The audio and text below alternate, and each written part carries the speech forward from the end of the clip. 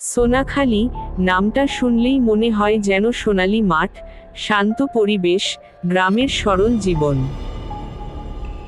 কিন্তু এই সোনাখালী গ্রামের একটা অংশ আছে যেখানে কেউ রাতে পা রাখে না।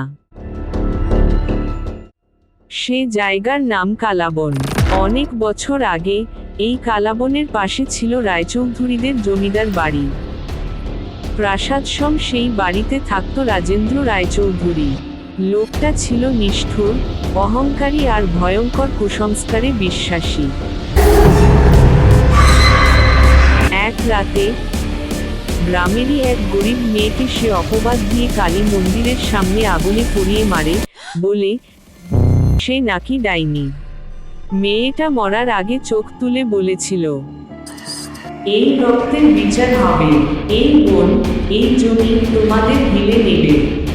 তারপর থেকেই শুরু হয় বিভীষিকার রাত।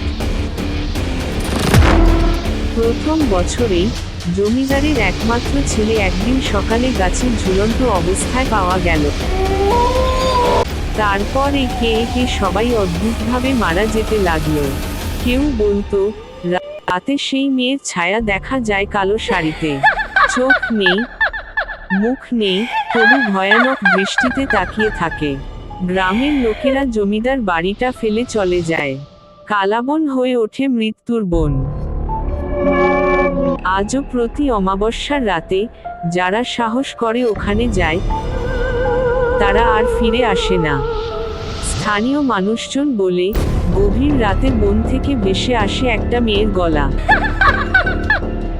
আমার বিচার দাও, আমি ফিরে এসেছি।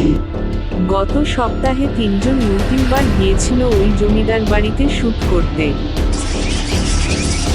তারা ক্যামেরা অন করেছিল ঠিকই, কিন্তু ভিডিওতে দেখা গেছে শেষ মুহূর্তে তাদের পিছনে একটা ছায়া। তারপর ক্যামেরা বন্ধ, মানুষ নিখোঁজ। এখন প্রশ্ন হলো, তুমি কি সাহসী? তুমি কি রাত 12টায় কালাবনে যেতে পারবে? তুমি কি শুনতে পারবে সেই অভিশপ্ত কণ্ঠ?